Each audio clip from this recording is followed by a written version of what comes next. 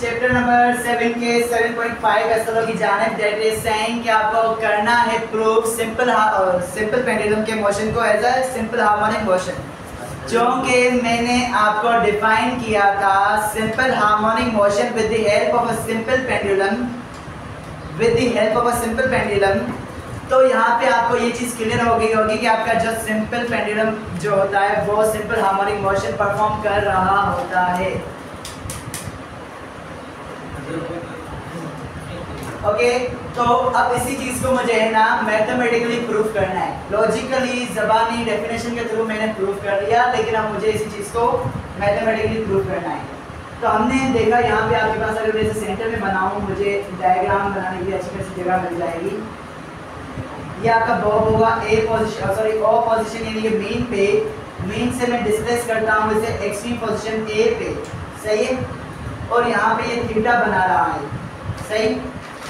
और इस पॉइंट से लेकर इस पॉइंट तक इसकी क्या होगी, लेंथ। ओके, या कहो सेंटर ऑफ बॉब तक इसकी लेंथ होती है, लेंथ ऑफ पेंडुलम। अब यहाँ पे देखो, अगर मैं इसको यहाँ से इस पॉइंट से पकड़ूं, सही है, ऊपर वाले पॉइंट से पकड़ूं और इसे मैं घुमाऊं, सर्कुलर मोशन दूं, तो ये लेंथ किस चीज के बराबर हो जाएगी। अगर मैं इसको यहाँ से पकड़ूं और इस बॉब को मैं सर्कुलर मोशन में मूव करवाऊं, तो ये लेंथ किस चीज के बराबर हो जाएगी, रेडियस के बराबर हो जाएगी। ये लेंथ बताएगा, वही पूछ रहा हूँ।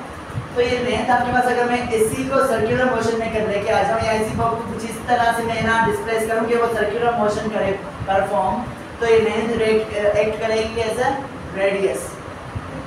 मेरा वो आइडिया भी मैंने दे दिया, इससे मैं थोड़ा ना बीच में वापस रिपीट करूँगा रेडियस वाले को। ये आपका होगा x, ओके, जो कि आपके पास बराबर है क्या, s के डिस्प्लेसमेंट की। ओके, x आपका क्या है, डिस्प्लेसमेंट। मैंने रेडियस और डिस्प्लेसमेंट का आइडिया दिया, थीटा का भी आइडिया दे दिया, और आपके पास एक फॉर्मूला होता है s = r थीटा, उसको मैं यहाँ पे यूज करूँगा।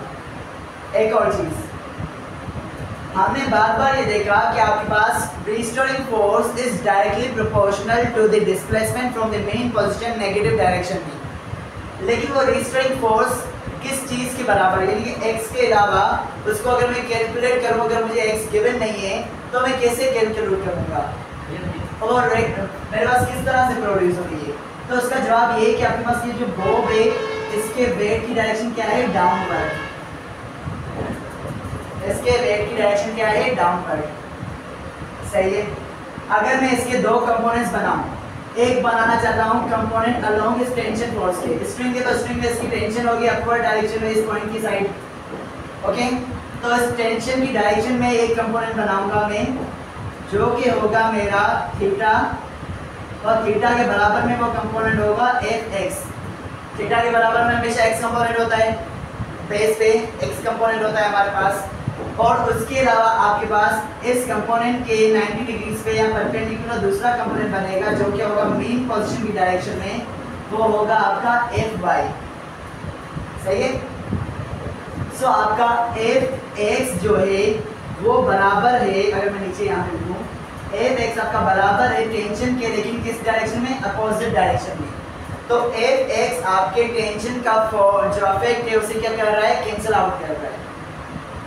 fx आपके टेंशन के अफेक्ट को कैंसिल आउट कर देता है। तो बाकी आपके वेट का कंपोनेंट कौन सा बचा, fy, और हमें पता है fy बराबर होगा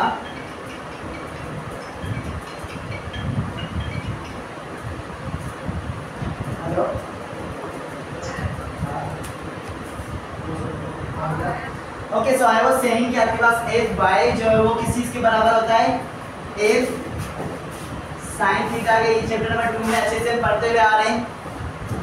ओके, अब f आपके पास क्या है, वेट के बराबर है, और वेट आपके पास बराबर होता है mg sin mg के। ओके, तो mg sin थीटा आ गया आपके पास, और ये fy जो कंपोनेंट वेट का होगा वो एक्ट करेगा as a restoring force, sorry, तो ये होगा आपके पास restoring force equal to fy equal to mg sin theta के।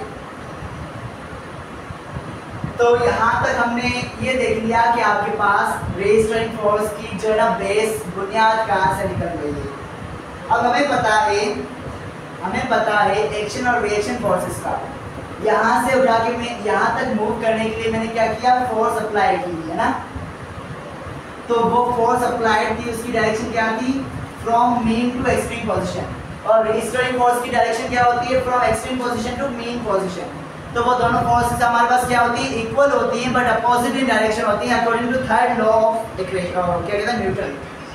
सो यहाँ पे आपके पास फोर्स अप्लाइड बराबर होगा रेजिस्टिंग फोर्स के लेकिन नेगेटिव डायरेक्शन में। और इसी को मैं इस तरह से लिख सकता हूँ कि आपके पास रेजिस्टिंग फोर्स जो होती है वो माइनस ऑफ फोर्स अप्लाइड होती है। सही है। और आगे लेके आते हैं कि हमारे पास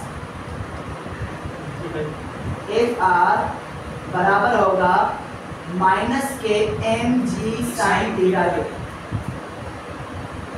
ओके, क्लियर है यहाँ तक। अब एक अजम्पशन हम ना लेंगे यहाँ पे कि आपके पास जब साइन थीटा जो होता है, साइन थीटा वो अप्रोक्सीमेट होता है थीटा के लिए, थीटा के रेडियंस में।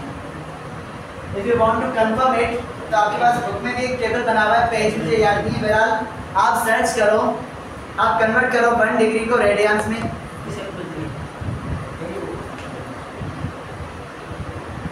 मैं तब तक बुक वाला वो है ना क्या कहता हूँ टेबल दिखा देता हूँ आपको, भले ये रिज्यूम हो, चलने दो ना वो।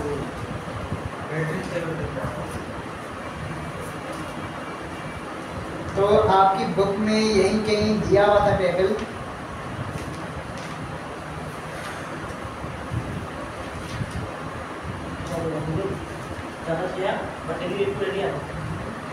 बुक में मुझे नजर नहीं आ रहा। बहरहाल कि आपके पास जो साइन थीटा है वो बराबर होता है थीटा के, यानी कि साइन थीटा आपके पास रेडियंस में एंगल के बराबर होता है या अप्रोक्सीमेट होता है। सही है।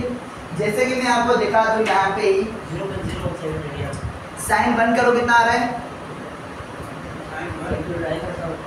मोबाइल में कर लो साइन 1। साइन 1 आपका आ रहा है 0.0174 के बराबर। तो चलो मैं यहाँ पे बना देता हूँ 0.84। साइन 1 डिग्री बराबर होगा आपके पास 0.0174 के। कहीं पे मैं 1 डिग्री को कन्वर्ट करूँ रेडियंस में, तो रेडियंस में डिग्री को कन्वर्ट करने के लिए हम क्या करते हैं, मल्टीप्लाई बाय पाई अपॉन 180 करते हैं। सही है। तो यहाँ पे मैं लिखूँ पाई ओवर 180, तो मेरे पास आ रहा है सेम यही वैल्यू। तो 1 degree in radians is equal to sine 1 के बराबर है। Okay. Similarly sine 2, sine 3, sine 4 और अप्रोक्सीमेटली साइन 7 या साइन 8 या साइन 10 तक ये वैल्यूज क्या होती हैं, बराबर होती हैं, अप्रोक्सीमेट होती है। तो यहाँ पे मैं साइन थीटा को रिप्लेस कर सकता हूँ थीटा से।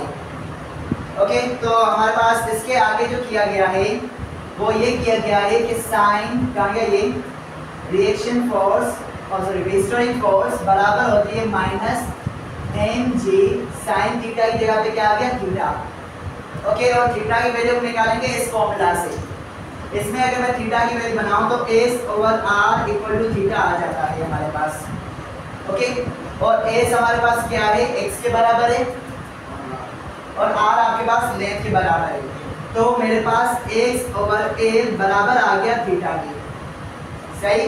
तो मैं थीटा की जगह पे मैं लिखूंगा माइनस का एम जी और थीटा की जगह पे लिखूंगा ब्रैकेट में एक्स ओवर एल। सही। तो ये आपके पास रेजिस्टिंग फोर्स का फॉर्मूला आ गया कि आपकी रेजिस्टिंग फोर्स जो है वो बराबर है minus m g x over l के।